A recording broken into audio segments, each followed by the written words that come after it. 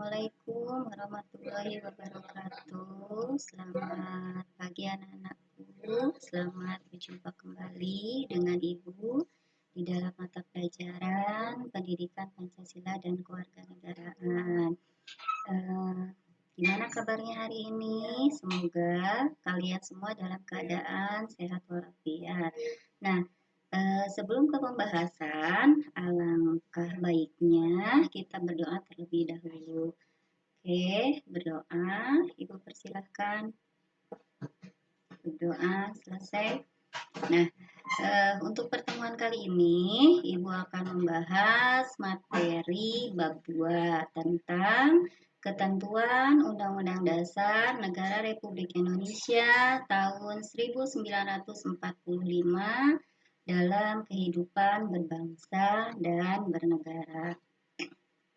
Nah, untuk peta konsep nanti yang akan Ibu bahas di sini adalah Ketentuan Undang-Undang Dasar Negara Republik Indonesia tahun 1945 dalam kehidupan berbangsa dan bernegara. Ini terdiri dari 3 materi. Yang pertama, wilayah negara Republik Indonesia.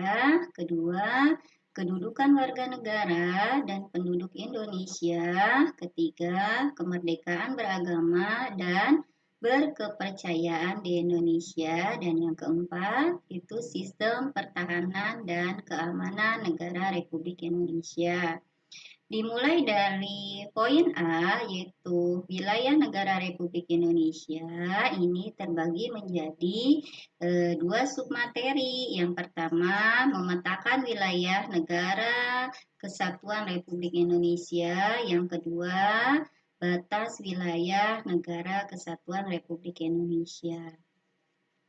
Untuk poin B, kedudukan warga negara dan penduduk Indonesia ini dibagi juga menjadi 4 submateri. Yang pertama itu status warga negara Indonesia. Yang kedua, asas-asas kewarganegaraan Indonesia. Yang ketiga, syarat-syarat menjadi warga negara Indonesia. Yang keempat, penyebab hilangnya kewarganegaraan Indonesia. Untuk poin C atau 3, kemerdekaan beragama dan berkepercayaan di Indonesia. Ini terdiri dari 2 submateri. 1, pengertian kemerdekaan beragama dan berkepercayaan. Kedua, membangun kerukunan umat beragama. Nah, untuk poin yang terakhir yaitu poin D atau poin 3, sistem pertahanan dan keamanan negara Republik Indonesia, dan terbagi kepada 2 submateri. Yang pertama, substansi pertahanan dan keamanan negara Republik Indonesia, dan yang kedua, kesadaran bela negara dan konteks sistem pertahanan dan keamanan negara. Nah, untuk pembahasan yang pertama itu tentang wilayah negara Kesatuan Republik Indonesia. Pembahasannya itu adalah memetakan wilayah negara Kesatuan Republik Indonesia. Nah, ini merupakan peta dari wilayah negara Kesatuan Republik Indonesia dari ujung utara, selatan, timur, dan barat. Nah, NKRI itu sendiri adalah atau Negara Kesatuan Republik Indonesia adalah sebuah negara kepulauan yang berciri Nusantara dengan wilayah yang batas-batas dan haknya ditetapkan dengan undang-undang sebagaimana ini tercantum di dalam Undang-Undang Dasar Negara Republik Indonesia, yaitu pasal 25 Oke, kita lanjut. Nah, untuk menjadi sebuah negara atau untuk menjadi sebuah negara pasti ada unsur-unsur negaranya ya. Salah satunya ini adalah unsur-unsur wilayah ya. Dan unsur-unsur negara atau unsur-unsur wilayah ini terdiri dari 1, rakyat, 2 wilayah, 3 pemerintahan, dan yang keempat itu adalah pengakuan dari negara lain, di mana pengakuan dari negara lain ini terbagi menjadi dua. Ada pengakuan secara de facto atau berdasarkan fakta sejarah, dan ada pengakuan secara de jure atau pengakuan dari negara lain. Next. Nah, wilayah Indonesia itu sesuai dengan prinsip hukum internasional atau uti possidetis juris, wilayah Indonesia adalah wilayah bekas kekuasaan Hindia Belanda. Kenapa bekas kekuasaan Hindia Belanda? Karena negara kita pernah dijajah oleh negara Belanda, dan negara Belanda itu adalah negara yang paling lama menjajah negara Indonesia. Nah, wilayah Indonesia ditentukan pertama kali dengan teritorial ZN Maritim Kringen Orthodontie atau TZMKO itu pada tahun 1939. Nah, selanjutnya, seiring dengan perjalanan Negara Kesatuan Republik Indonesia, pemerintah Republik Indonesia memperjuangkan konsep wawasan Nusantara mulai dari deklarasi Juanda, berbagai perundingan dengan negara tetangga sampai pada akhir konsep negara kepulauan diterima dan dalam hukum laut PBB yaitu pada tahun 1982 atau United Convention of the Law of the Sea atau UNCLOS tahun 1982. Nah, wilayah negara Indonesia itu sendiri bisa diartikan juga adalah salah satu unsur negara yang merupakan satu kesatuan wilayah daratan, perairan pedalaman, perairan kepulauan, dan laut teritorial beserta dasar laut dan tanah di bawahnya, serta ruang udara di atasnya, termasuk seluruh sumber kekayaan yang terkandung di dalamnya. Next. Nah, untuk wilayah itu dibagi menjadi 4. Ada daratan, di mana daratan itu mempunyai batas alami, batas buatan, batas ilmu pasti, dan lautan ada laut teritorial yaitu dihitung dari 12 mil laut, ada zona landas kontinen itu dihitung 200 mil laut, dan zona ekonomi eksklusif atau ZEE itu dihitung 200 mil laut. Nah, yang ketiga itu ada udara, wilayah udara, dan yang keempat itu ada daerah ekstrateritorial. Nah, untuk wilayah Indonesia, ya, wilayah Indonesia itu tadi dibagi menjadi daratan, lautan, udara, dan ekstrateritorial. Daratan itu bagian daratan yang merupakan tempat kediaman warga atau penduduk. Dan lautan itu ada ZEE, ada zona tambahan, ada landas kontinen, dan udara itu ada ruang udara yang terletak di atas permukaan wilayah daratan dan permukaan laut teritorial, dan ekstrateritorial itu ada wilayah yang terletak di negara lain. Next. Laut teritorial atau territorial waters yaitu terletak di sisi luar garis pangkal yang tidak melebihi lebar 12 mil laut dari garis pangkal. Kedaulatannya itu penuh atau full superride.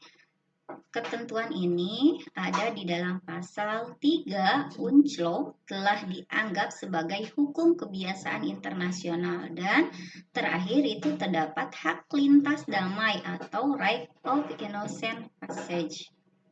Nah, ini adalah gambaran dari laut teritorial menurut hukum kelautan. Kalian bisa lihat di sini ya.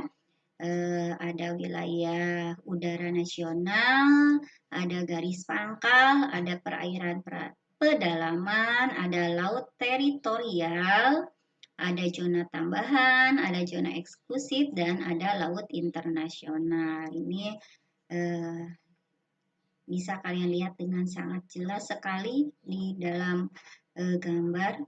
Next, kita lanjut. Nah, untuk landas kontinen atau continental shelf. Nah, ini suatu negara pantai yang meliputi dasar laut dan tanah di bawahnya dari area di bawah permukaan laut yang terletak di luar laut teritorialnya sepanjang kelanjutan alamiah wilayah daratnya sehingga pinggiran luar tepi kontinen atau hingga jarak 200 mil laut dari garis pangkal. Nah, dapat diperpanjang hingga 350 mil laut. Ini terdapat di dalam pasal 76 UNCLOS tahun 1982. Nah, untuk negara pantai tersebut mempunyai hak berdaulat untuk melakukan eksploitasi dan eksplorasi sumber daya alamnya sesuai dengan Pasal 77 UNSLO tahun 1982. Nah, kalian bisa lihat di sini peta dari landasan kontinen, ya. Bisa dilihat dengan jelas ya, ada daratan, ada laut lepas, ada lereng kontingen, ada tanjakan kontinen, ya, ada dasar laut, samudra dalam, ada di atasnya itu ada zona ekonomi eksklusif atau ZEE, ya, ada zona tambahan, ada laut teritorial. Next, kita lanjut. Nah, untuk zona ekonomi eksklusif ya atau ekonomi eksklusif zone, zona selebar 200 mil laut yang dihitung dari garis pangkal. Nah, zona ini terdapat hak berdaulat atau super right. Nah, untuk hak-hak tersebut adalah untuk eksplorasi dan pengelolaan sumber kekayaan alam hayati maupun non-hayati dari perairan di atas dasar laut dan dari dasar laut dan tanah di bawahnya untuk kepentingan ekonomi. Nah, kalau zona ekonomi eksklusif ini lebih kepada kepentingan ekonomi. Nah, kita lihat di sini, ini peta zona ekonomi eksklusif, ya. Yang mana yang disebut zona ekonomi eksklusif. Nah, yang disebut dengan zona ekonomi eksklusif di dalam peta ini adalah yang berwarna merah, ya, yang berwarna merah muda di sini, ya, bisa kalian lihat membentang dari Sabang sampai dengan Merauke. Untuk titik dasar dan garis pangkal, ya, dalam pemetaan tadi, ya, zona ekonomi eksklusif, ada laut teritorial, ya. Ini ada titik dasar dan garis pangkal. Nah, untuk memudahkan dalam penarikan garis laut, dibuat titik-titik pada garis pantai yang menjorok ke laut yang disebut dengan titik dasar. Nah, kemudian titik dasar tersebut dihubungkan dengan garis yang disebut dengan garis pangkal. Selanjutnya dari garis pangkal tersebut kemudian dibuat garis yang sejajar dengan garis pangkal tersebut sejauh 12 mil laut untuk provinsi dan 4 mil laut untuk kabupaten atau kota. Nah, kalian bisa lihat di sini peta dari titik dasar dan garis-garis pangkal kepulauan Indonesia. Dilihat dengan jelas, ya, di sini ada peta kepulauan Indonesia yang dibuat berdasarkan titik-titik dasar dan garis-garis pangkal kepulauan Indonesia. Nah, oke. Sampai di sini dulu pembahasan pada hari ini.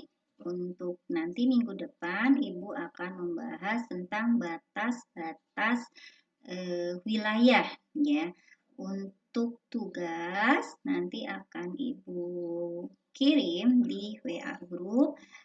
Ibu mohon kepada kalian tugasnya dikerjakan ya, karena mengingat nanti 1 minggu lagi kita akan melaksanakan PTS. Nah, untuk nilai-nilai hariannya Ibu akan ambil di nilai-nilai harian PJJ ya. Nah, Ibu cukupkan sekian. Jaga kesehatan kalian, tetap semangat walau kita belajar di rumah. Jangan lupa kerjakan tugasnya. Wassalamualaikum warahmatullahi wabarakatuh.